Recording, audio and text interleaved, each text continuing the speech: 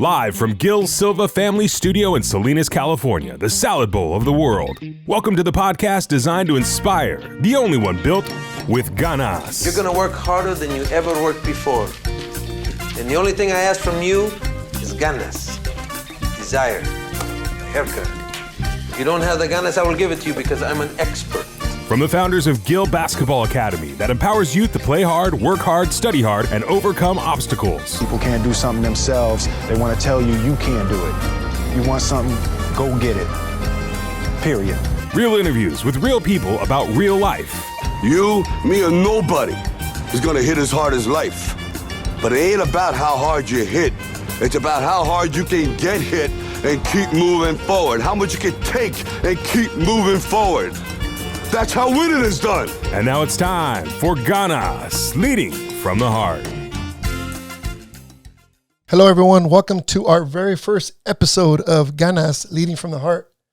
I am Jose Gil, coach, teacher, father, husband, and a lifelong believer in ganas, which translates to desire. Today on our very first show is my special, beautiful wife, Eva Silva. Can you believe where we are 10 years later?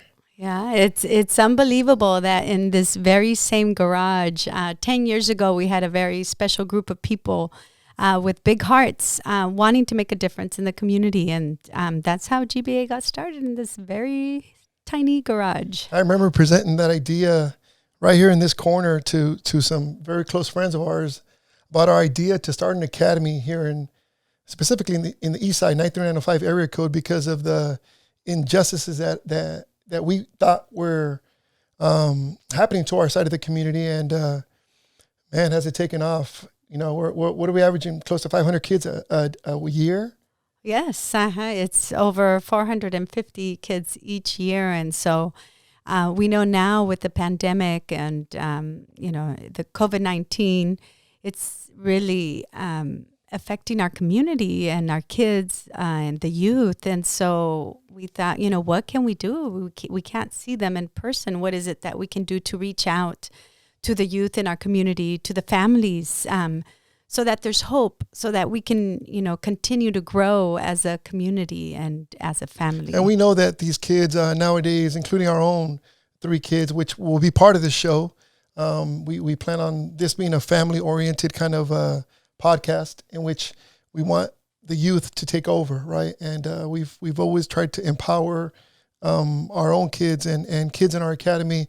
But the technology nowadays with these kids, these TikToks and wow, you name it, it's Twitter and Snapchat. It's kind of hard to keep up with them, but we're trying our best. And podcast is just the next step in trying to reach them through this, once again, the pandemic. And as you said, a very unfortunate situation. But I'm optimistic that we're going to get through this. And when we are able to get back with the kids, we'll be able to continue with our podcast and eventually get them in here live in person. Imagine that if we could.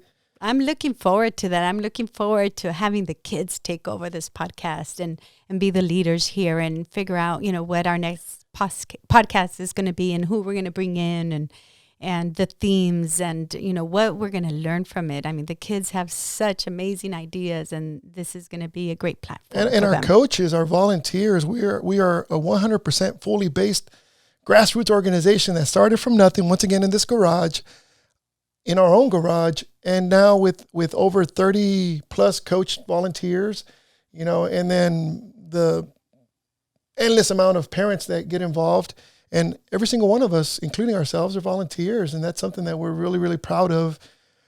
And we hope to continue, because I think, if anything, we make them feel as if inclusive is good, right? Inclusive is good. And let's talk about your background, please, because I want the people to know your story.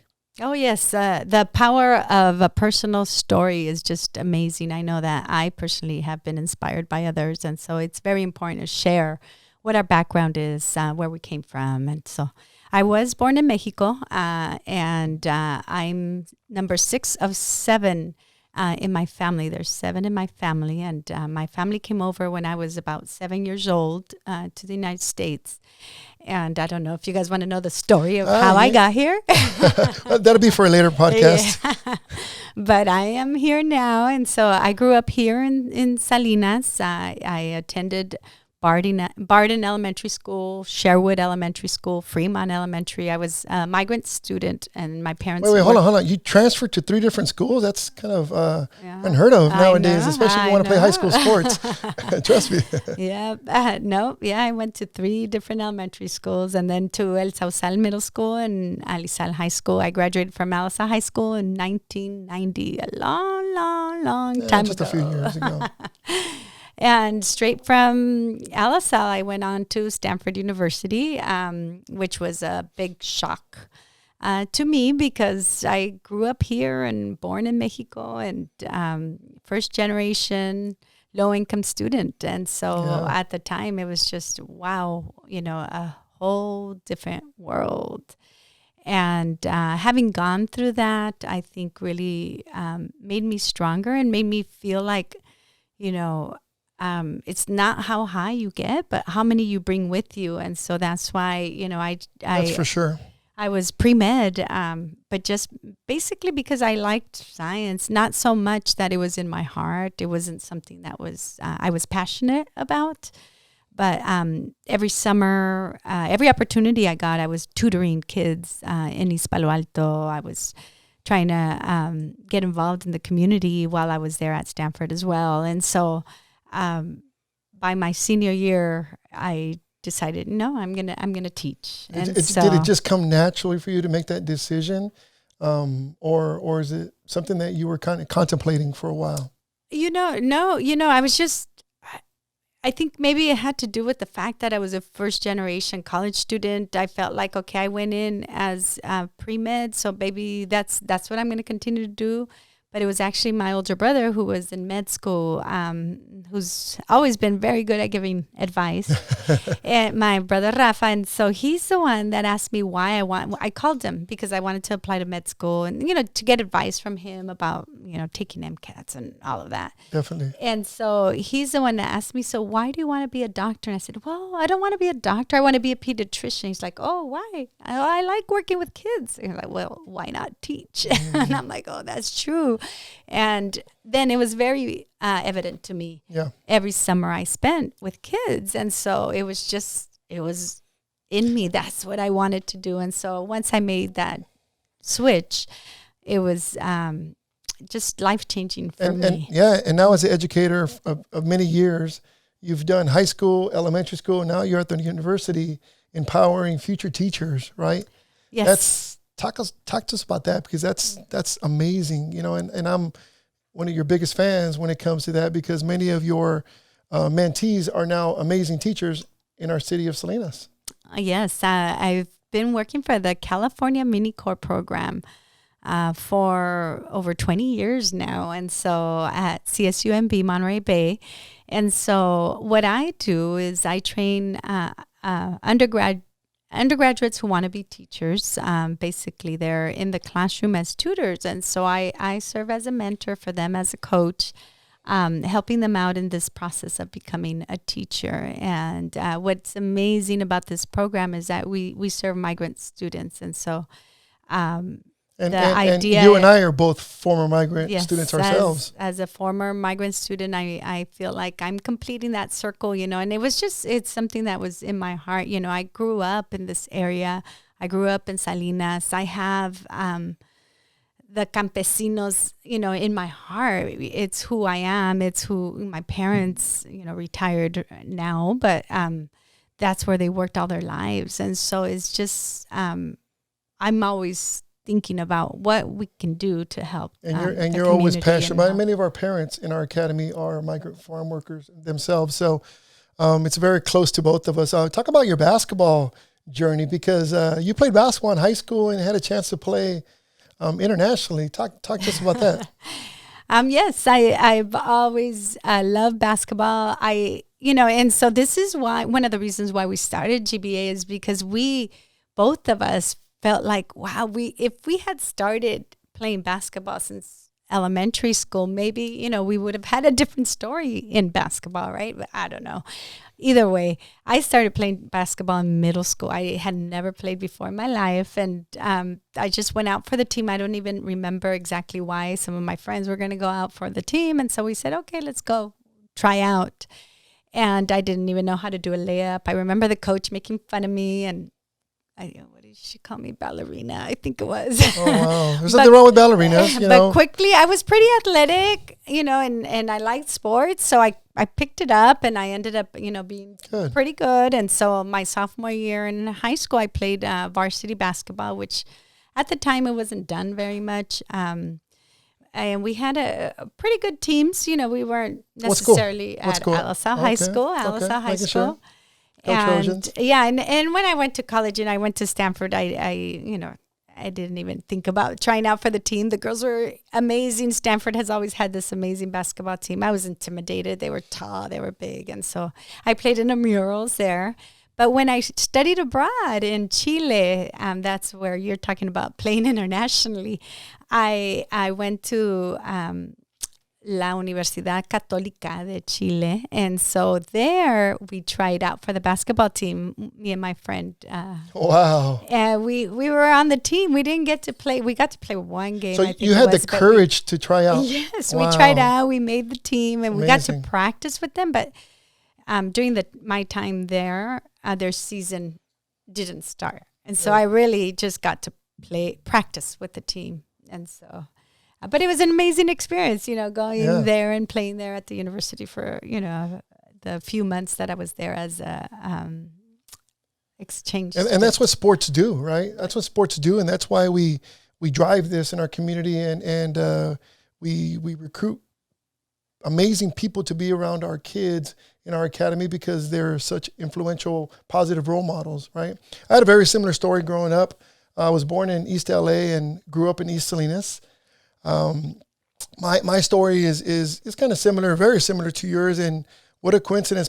Some people, our family members know this, but our parents lived a couple houses away from each other. Practically neighbors. Around the corner. So that was, it's something that still to this day, you know, I mean, was it destiny? Was it faith? Who knows, right?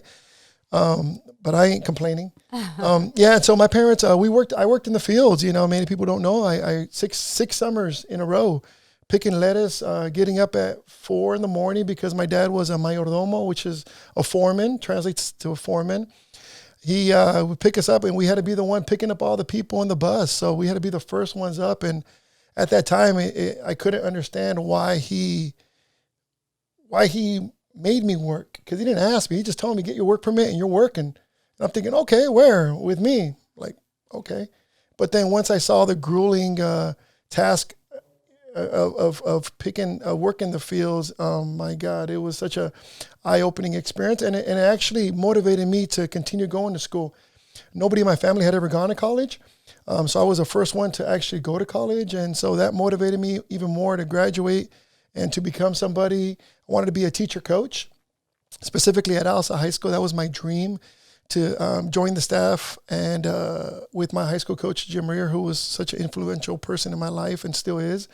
But now he's more of a friend, which is pretty cool, that transition of him being my coach. And now we're just really good friends. But he, playing basketball, one of my best friends, Alex Hernandez, convinced me to try out for the team. I did. I loved sports since I was a kid. My parents really didn't put me in many sports. They just didn't know how. It wasn't a norm for us. But I loved the sport of basketball. I loved all sports. And I think that's probably why I'm the athletic director now at the high school, but because I just love sports in general. But the sport of basketball helped me. I remember getting off of work, working in the fields, muddy, dirty, but the sun was still out, so I'd look forward to showering and getting to Closter Park, where I grew up playing basketball. My experience at Closter Park, and hopefully in some of the future podcasts, we're going to have some of our friends from legends from Closter Park, because they are the community. They are what we're about. And so growing up playing there was amazing. I had an amazing time when I did play at Alsa High School. We were pretty good. We had probably the best record ever our senior year, 27-3. many legendary teams from our high school. But I think it was more the experience and the love for being part of a team, being part of something, which drove me to want to come back to Salinas and specifically be a coach at Alsa High School. Then I went off to college, like I had mentioned, graduated from Cal Poly San Luis Obispo, was the first in my family to graduate. I majored in graphic design, but I wanted to teach art. I wanted to be an art teacher and coach basketball. So I was fortunate enough to make that dream happen. After that, when we met, thanks to your brother, who was my roommate in college, and he'll be on our show in the future because he's an amazing attorney, doing amazing things. But he was Cupid who made this happen. We both had dreams and visions to come back to our community and make a difference and do something. So in this garage, when we talked about our academy and the idea of starting a league, right? Starting a league in the ninth grade, then that's where it just blew up. So now, that leads us into what we're gonna who's gonna be on our show, where we're gonna take this, and what's gonna be our twist to our podcast, because I know we have a vision, and I'd like to share it with all the people now. And yes, our mission is to empower youth, right, by developing their athletic skills, leadership, work ethic, worldview, and enhancing their commitment to the community. And so in order to do that and to keep our mission, we want to be able to do this through personal stories, the power of personal stories. And that's what, we're going to try to do through this platform. And so speaking of that, I wanted you to comment a little bit about your experience at Cal Poly. I know a personal story that really teaches resilience, because I think a lot of the times when the kids see us, they think, oh, of course, that's Coach Gil. He made it. He's successful. But they don't see the struggles that we've had, right? And that's resilience. How did you get to where you're at today? And so I know a story that I'm thinking about what happened in Cal Poly and your English class, and how you were able to get up and keep going from there. Yeah, you can share that. When I went to Cal Poly, it was a culture shock. It was a culture shock, if I could be frank about it, because there wasn't many students that looked like me, right? And there was very few Latinos and very few African Americans. And so we just kind of gravitated towards each other. And whenever we saw each other, it was a scene in which, hey, how you doing? And, because we just felt like we needed to stick together. And I remember that the English class that you're talking about, I was in an English class, and it just happened to be that every single person in there was of color. And so at first it was like, oh, this is cool. But then we started talking and saying, okay, why are we all in here together?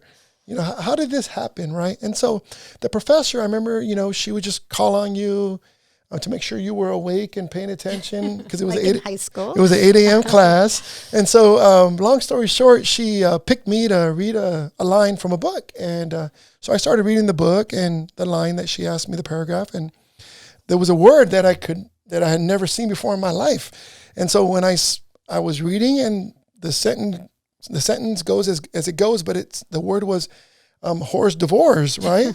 And so when I said horse divorce, she stopped. Everybody started laughing. Some didn't laugh, but I was confused. And it's hors d'oeuvres, right? Yes.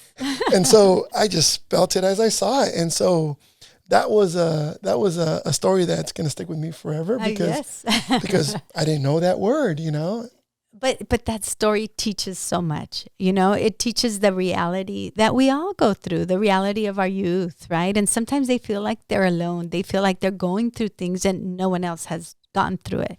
But many of us have gone through those very same things that they have gone through. And resiliency is one of our core values. When we talked about setting our mission statement, which you already read, and then our core values, so we can know what we're about, and we're going to stick to our guns of making this affordable for everyone, having scholarships for kids, for if you need it, money's not going to be an obstacle of you not being part of our academy or traveling the world like we have. So family, respect, resiliency, responsibility, and sportsmanship are our core values. And we're going to base our interviews, which is pretty cool. I'm excited about this. We're going to base our interviews and our podcast and touch on the mission statement and the core values to focus on, so that if the listeners have something to at least remember what that story was about, the impact that person has had, and all the positivity that's going to come from the interview. But at the same time, what value can they take with them, and hopefully apply it in their own personal life. So yes, very exciting, because I think we have some amazing guests, right? It's going to be amazing. Yeah. And everyone's going to see that GBA is more than just basketball. I mean, we're really trying to make a difference in the lives of the youth. And so, our guests are going to, be inspirational, help them in different ways. And then when they get to take over the mic, it's going to be amazing. Yeah. I mean, just, looking forward to it. We know, I've been fortunate enough to work for Michael Jordan and Kobe Bryant, right? Rest in peace, Kobe. That was a very unfortunate, it's heartbreaking. I can't believe it happened. But I worked for him for many years, and for Michael Jordan for many years. And through this pandemic, we got to see The Last Dance to get to know Michael a little closer. But I have so many stories, and I'm going to get to my friends that actually coached the camp with me and that worked the camp, because they're very powerful coaches in their area. And many of those coaches, for example, it's hard for them to come to our academy nights. Many of them want to come, but since we hold our academy nights usually on Monday nights, it's kind of hard for someone in LA or Louisiana or New York or Florida to come and be a guest speaker. So we try our best to get guest speakers, motivational speakers, to come to the academy. But now through our podcast, it should be no problem getting some of these guys on, and these individuals that are just amazing people doing amazing things. We know lawyers, coaches. Yes, so many people that are going to inspire and help, especially right now. There's major issues going on with mental health in our community, with the youth. And so if you hear stories of people who have, gone through the struggles and have overcome them, it's inspiring. I know that I get inspired by podcasts. And so that's one of the reasons why we started, right? We were always sharing podcasts and, listen to this and listen to that. Because when you hear these stories, they help you. And so we're hoping to do that through GBA's podcast. Yeah, I run every morning when I run. I listen to podcasts and I listen to new ones, just because it'll make a half-hour run feel like it was a 1 minute, 2 minute run. So we're excited about that. And those of you that heard the intro to this, to our podcast, that song, it's our son Lil Sham. Sammy's our middle child, as J. Cole has a song titled Middle Child, for all you youngsters out there. But it's a song, and that's, I'm proud that, he's got the musical talent to be able to, and the courage to make music and to rap, and he's got an album. So Lil Sham's going to be one of our co-hosts on here at times with some of our guests, but that's a song. So it's personal, and it's called My Heritage. And you want to explain why it's important? Well, I think, My Heritage is such an amazing song, because it truly encapsulates of, who we are here as a community in Salinas. It's a song that's written from the heart, and it's a song that's written for, the campesinos, for our people. And so it's just powerful. And I think it's a great song as our intro for this podcast. Yeah. So once again, reaching out to, like you had mentioned, if there's, we're always looking for ideas, creativity, possible guests that want to be on our show. We welcome you, get on our website, reach out to us, and we'd love to have you. I mean, if you could impact kids in our community or in your community, and you have an amazing story, we want to know. We want to hear it, right? We want to hear it. Or topics that you'd like to hear or to learn about, email us or put it on our website and let us know. This is brand new, and so we're open for suggestions. And thank you for listening. Yeah, no, thank you for being our first guest. Like I said, we're going to have our other kids, Sammy and Josue and Nayeli, on as co-hosts. So this is going to be, we're excited to offer this to the community and to people around the world. I know that we have many friends, all the countries that we've traveled, New Zealand, Italy, Costa Rica, República Dominicana, Mexico. We got friends and families in different parts of the world that I think hopefully will be listening to our podcast because we've made some important contacts throughout our 10 years in our academy, and we hope to keep on influencing people. And for those that you don't know or not familiar with GBA, GBA has a component to it that's an exchange program, a world exchange program. And so we have gone to all the countries that Jose has mentioned. And some of the kids from those countries have visited us here as well. And we've hosted kids from Costa Rica and from New Zealand. And so it's an amazing part of our program that has grown each year. And we're hoping to, continue it after everything gets better here. Okay. And that's our show for today.